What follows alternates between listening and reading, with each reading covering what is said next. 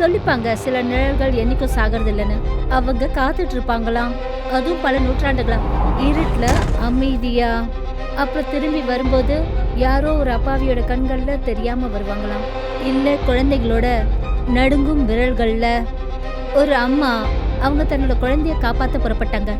ஒரு பாட்டியம்மா உதவுறேங்கிற வாக்கோட வந்தாங்க. அப்புறம் ஒரு பேயர், அது கிராமத்தோட சுவர்கள்ல இன்னைக்கும் எதிரொலிச்சிட்டு இருக்கு. மூலோக். இந்த கதை அப்படிப்பட்ட ஒரு இரவோட கதை தான். மம்தாவும் நிழலும் எதிரெதிர வந்தது. அப்புறம் உண்மை தோற்றமளித்தது போல் இல்லவே இல்லை.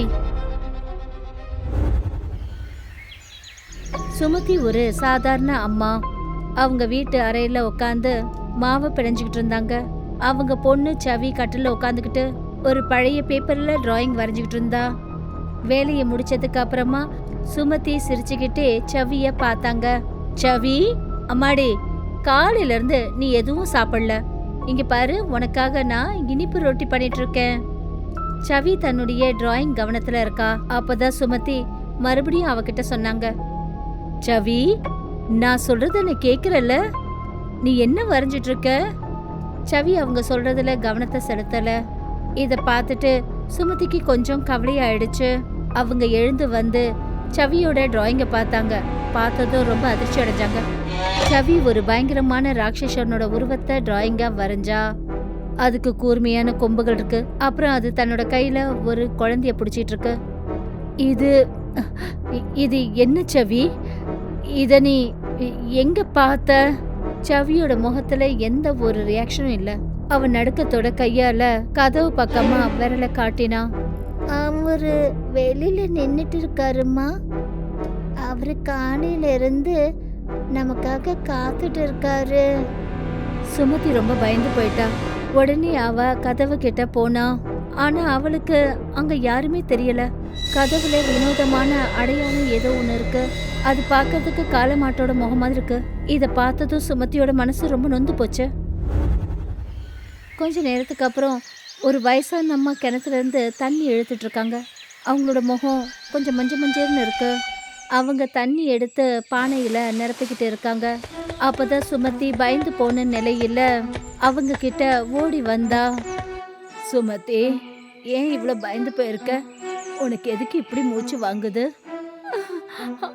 அம்மா, எங்க வீட்டு கதவுல யாரோ சிகப்பு நிறத்துல விசித்திரமான தலைகளான ஒரு திருகோணம், அப்புறம் அதுக்கு கொம்பு இருக்கிற மாதிரி வரைஞ்சிருக்காங்க.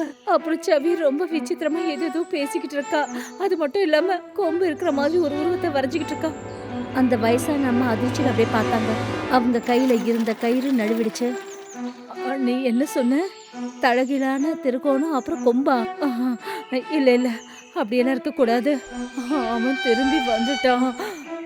யாருமா திரும்பி வந்துட்டா? எனக்கு கொஞ்சம் தெளிவா சொல்லுங்க. எனக்கு ரொம்ப ரொம்ப பயமா இருக்கு. அவன் இந்த கிராமத்தோட ஒரு பழைய பிசாசு. 30 வருஷத்துக்கு முன்னாடி இந்த கிராமத்து குழந்தைங்கள அவன் கேட்டான்.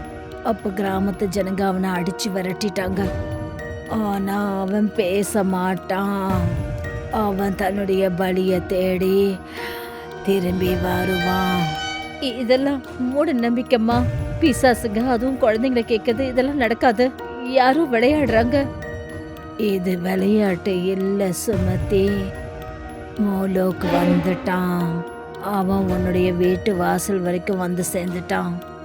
உன் பொண்ணை காப்பாத்துறதா இருந்தா காப்பாத்திக்க, இல்லைன்னா அவன் அவளை இழுத்துக்கிட்டு போயிடுவான். சுமதியோட கண்கள்ல பயம் தெளிவா தெரிஞ்சது.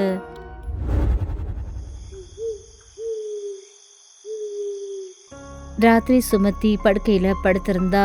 அப்புறம் சவிய தன் பக்கத்துல கட்டி பிடிச்சுக்கிட்டு இருந்தா. அவ பயத்தோட சவியோட தலைய தடவிக்கிட்டு இருந்தா.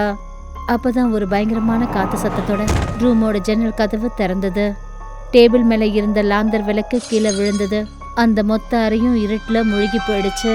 சுமதி சீக்கிரமா எழுந்து ஜன்னல் கதவை மூடுறதுக்காக போனா. வெளியில பயங்கரமா மின்னல் அடிச்சுக்கிட்டு இருந்தது. அவ ஜன்னல் கதவை மூடிட்டு பின்னாடி திரும்பி பார்த்தபோது மின்னல் வேகத்துல அவ சவி தான் முன்னாடி நிக்கிறத கவனிச்சா. அவளோட கண்கள் முழுமையா வெள்ளையா மாறிடுச்சு.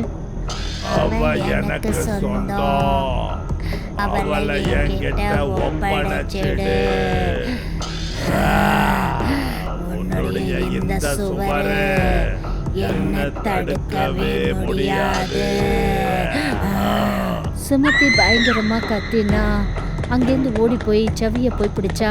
அவ போய் சவியை இழுத்த உடனே சவி அவளுடைய தோல்ல சாஞ்சிட்டா. அவளுடைய கண்கள் மறுபடியும் நார்மலா ஆயிடுச்சு. அப்புறம் அவ அழ ஆரம்பிச்சா. அம்மா, எனக்கு ரொம்ப பயமா இருக்கு. இருட்டுல அவரு என்ன கோவப்படுறாரு. அவரு சொல்றாரு நான் அவருடைய பொண்ணா.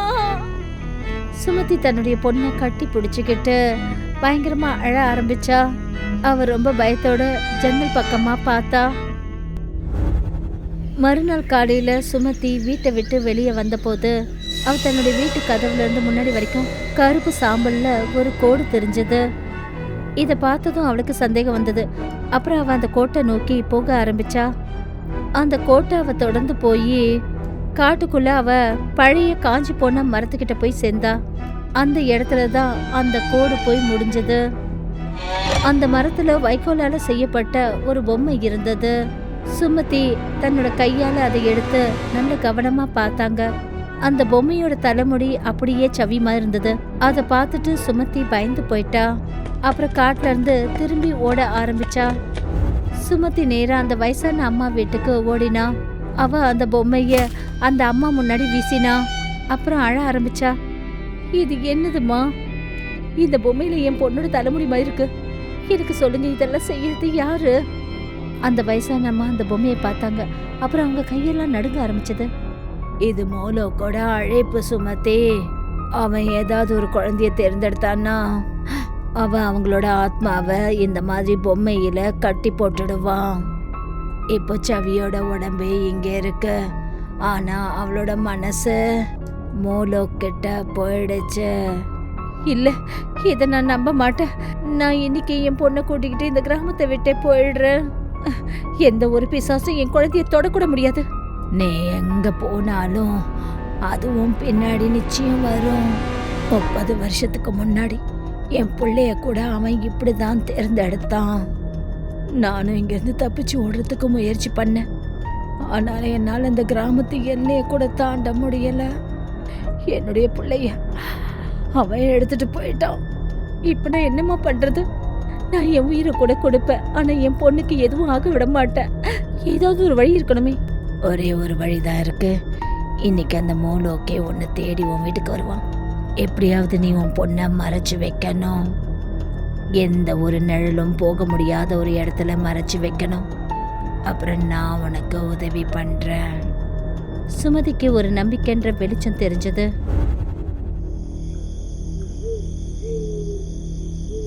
ராத்திரி சுமதி வீட்டு கதவுக்கு முன்னாடி ஒரு பெரிய அலமாரியை இழுத்துட்டு வந்து வச்சா. அது மூலமா கதவு முழுமையா மூடப்பட்டுச்சு. அவ வீட்டில் இருந்த ஜன்னல் எல்லாத்தையும் மூடி வச்சுட்டா. அப்புறம் ரூம்ல இருக்கிற எல்லா ஸ்கிரீனையும் இழுத்து விட்டா. சவி அந்த ரூமுக்கு நடுவில் உட்காந்துருந்தா. சவி, அம்மாவை கொஞ்சம் பாருமா. இன்னைக்கு ராத்திரி உனக்கு என்ன கேட்டாலும் சரி, நீ உன்னோட கண்ணை மூடிக்கிட்டு திறக்கவே கூடாது.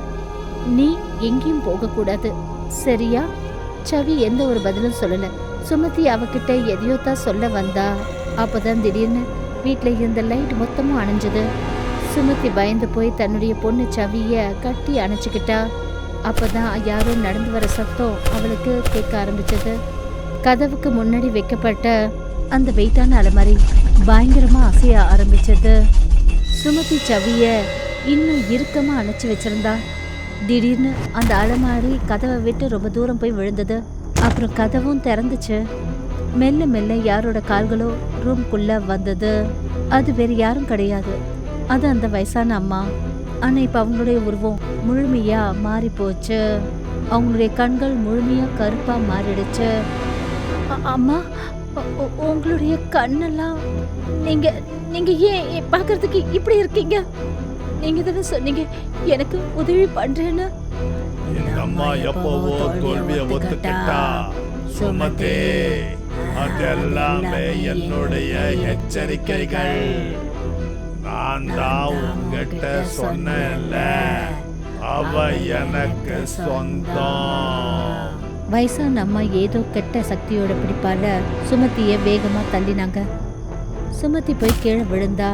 அப்புறம் மயக்கம் அடைஞ்சிட்டா. சவி பயந்து போய் பின்னாடி போகல, அவளே முன்னாடி நடந்து வந்தா. அப்புறம் அந்த வயசான அம்மா கிட்ட போனா. நேரம் முழுமையடைஞ்சது, பலி கொடுக்க வேண்டிய இரவு வந்துடுச்சு. 2 பேரும் இருட்டுல அங்கிருந்து போனாங்க. கொஞ்ச நேரத்துக்கு அப்புறம் வயசான அம்மா பழைய பாஷையில மந்திரங்களை சொல்ல ஆரம்பிச்சாங்க. அவளுக்கு முன்னாடி அதே அடையாளத்து மேல சவி படுத்திருந்தா. அந்த அடையாளம் தான் சுமதியோட வீட்டு வாசல்ல இருந்தது. மந்திரங்கள் வேகமா ஆரம்பிச்ச உடனே சவிக்கு மேல ஒளிர் வீசும் ஒரு புகை கண்ணுக்கு தெரிஞ்சது. மெல்ல மெல்ல அந்த புகை தரையில இருந்த அவளை மேல தூக்க ஆரம்பிச்சது. கொஞ்ச நேரத்துல அந்த புகை ஒரு பயங்கரமான உருவத்துக்கு மாறிடுச்சு. அதுக்கு நீண்ட கொம்பு இருந்தது. உருவம் மனுஷ உருவம் மாதிரி இருந்தது. கண்கள் சிவந்த நிறத்துல மின்ன ஆரம்பிச்சது. அப்பதான் அந்த இடத்துக்கு சுமதி வந்துட்டா. என் பொண்ணை விட்டுடு.